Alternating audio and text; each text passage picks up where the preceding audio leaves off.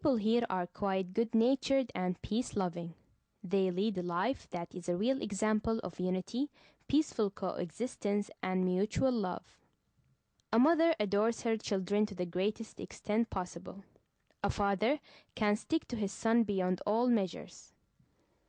His emotions towards his son will never subside under the fervent efforts and rush by nations and organizations. All the world's devils and vicious criminals will fall to penetrate the tight relation between the father and his son. The relation will stand against all the false humanitarian pretexts made as a cover for the real intentions of spite, theft, robbery, and human organs trafficking. West Darfur, which lies on the Sudan-Chadian borders, is an area of land inhabited by a coherent Sudanese community whose farms and lands yield crops and products that keep their markets and trades working and enable their schools to receive pupils and learners. The same land had become the site for health centers and units which receive patients and provide clinical treatment and health care. So life proceeds here safely and peacefully with all its aspects of food, drink, education, and health. About 3 kilometers from the Sudan-Chadian border, there is a village by the name Asonga. This morning, life will start a new day in its normal cycle. Today is the weekly market day. The village market day will bring people from the neighboring regions and villages. They come with their trade and will get what they need. They usually spend some time talking and exchanging news. In such borderline regions, the exchange of news starts in whispers in a small circle that gradually starts to widen. However, this time the whole village started to pass the news openly and aloud. They started to relate the story of Halloum, the mother who had walked for 25 kilometers to the region of Adari in the Chadian territory to discover that her sons, Hussein and Habib, are not there in the camp where scores of children were gathered on the pretext of free education and health care. The mother, who was 3 months pregnant, was shocked, felt dizzy, and collapsed.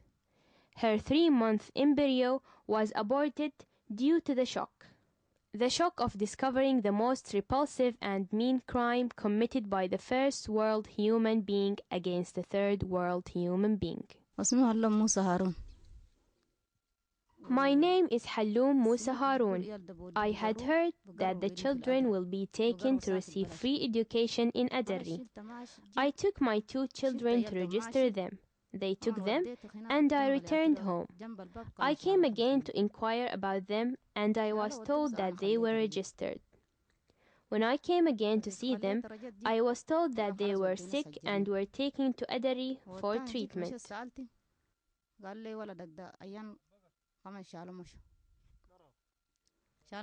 When I came again, I was told that the treatment was not finished yet. A few days later, I was told that the Frenchman took him to Abashi. I was so alarmed that I went to Abashi. I was pregnant for 3 months, but it was aborted.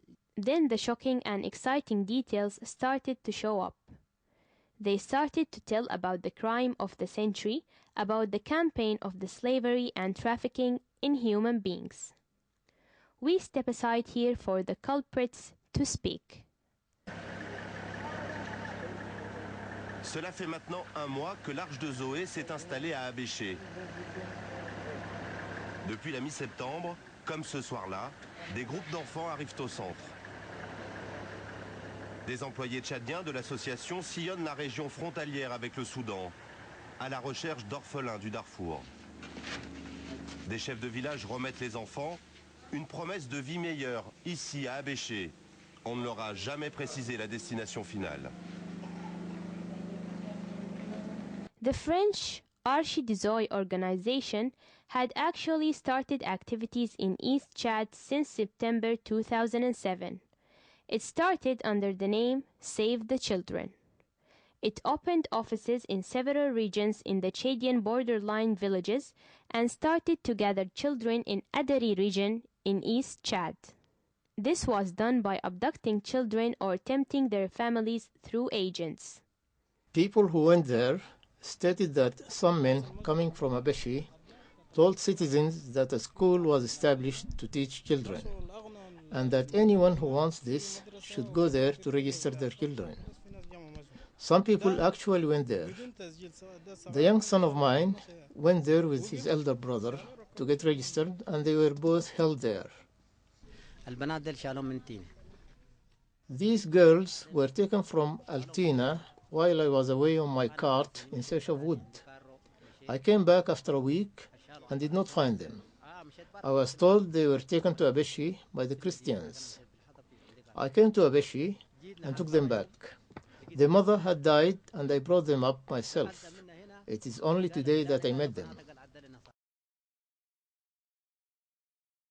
My children are three, Hamza, Ali, and Ahmed. I was out, and when I came, I did not find them. I asked their father, and he told me they were taken to school. I do not know anything about that.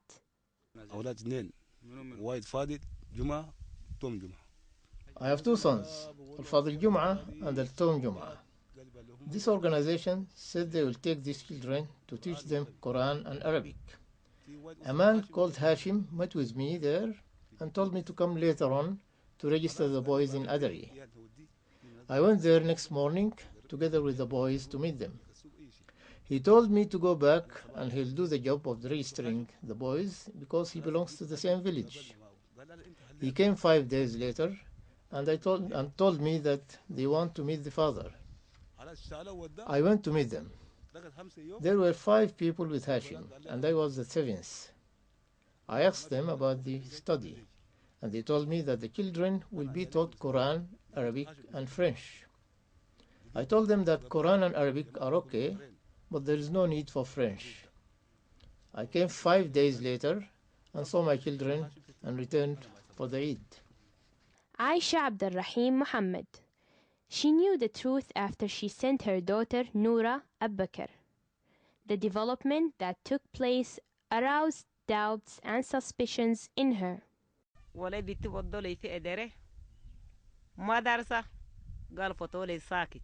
They told me they will take my daughter for free study at the school. I agreed and allowed her to go to Adari. 6 days later, I heard they took her to Abashi for medical treatment. I told them I shall not allow her to go to Abashi. I prefer to have her study at Adari schools free of charge. I went to those responsible in Adari and asked for the return of my daughter, Noura Abbakr. They told me she was in Abashi and that they will bring her after 3 days. I returned 3 days later, but she was not there. They told me they will bring her tomorrow, Thursday, but I told them I will go to Abashi myself and bring her. I actually went there and brought my daughter. The organization with its senior leaders make up their false story and propagate it among the innocent and naive citizens.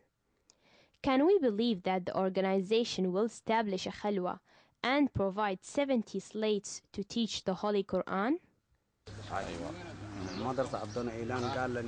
They told us they will establish a khalwa to teach the Holy Quran, Arabic language, and French. The abductors, accompanied by the children caravans, take to the sandy road at dawn or in darkness on their way to Adari region, which is the center for gathering the children after they leave the temporary centers in groups of not more than 10. The transport of children from Adari to Abashi was completed before the 20th of October. 8 rented cars carrying the organization's slogan were used. It was circulated that the children contracted a serious disease and were sent for treatment in Abashi. In Abashi, the organization rented 3 adjacent houses as a center for gathering children prior to smuggling them.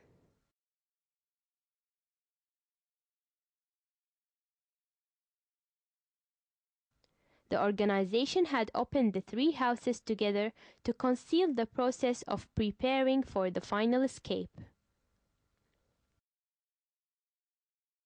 Inside the center, a process was started to change children's language to French and their names and religion to others.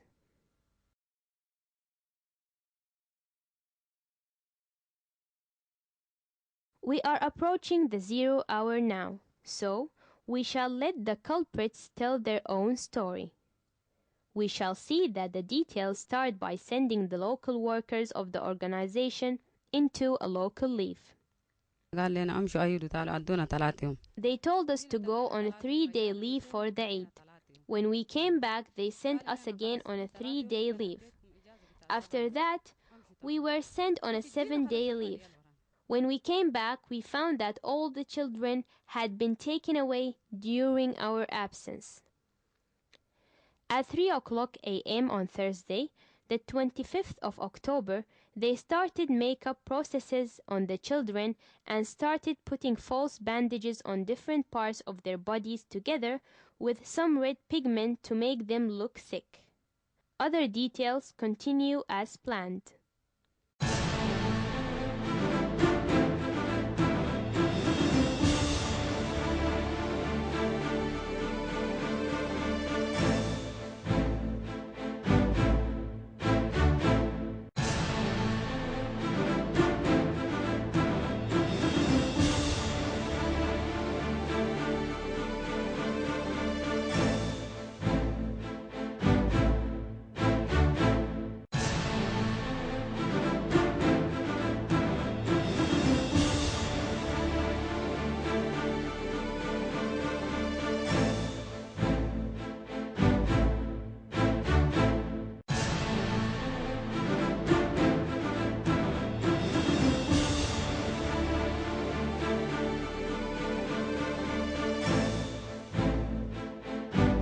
The Chadian president rushes to the site of the crime, inspecting children in real paternity and deep human feelings.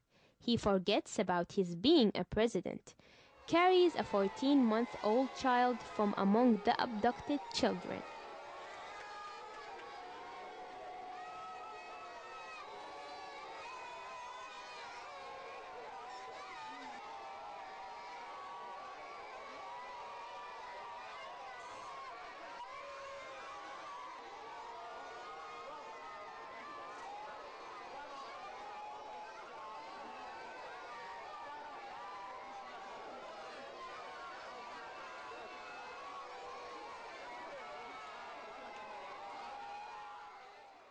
Astonishment and shock distort the features of the humane president's face when he sees the disgraceful state to which values had degraded within the field of humanitarian work and its organization.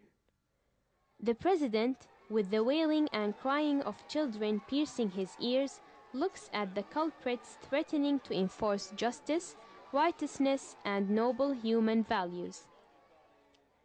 Coming back to Halloum at her house in Asonga village, which lies in Adakon region, we find Hassan, Hussein's twin, was bitterly mourning his twin and his brother Habib. He sends his call to the whole world to deliver his greetings to Hussein and Habib and to bring them back to him. It is the call of innocent childhood. Please, bring back my brother Hussein. I want him. Asonga village alone had lost 9 of its children. Other regions in Darfur are still looking for their missing children in each of Niala, Attina, Adar, and Abu Gamra. We strongly condemn the organization and demand the return of our children safely to the region. We, in this region in particular, are badly in need of our children. All citizens here, in the market and in the organization, are in need for their children. We are talking about our children who were taken illegally by the organization and want them to return as soon as possible. As a teacher, I hope that they will return as soon as possible.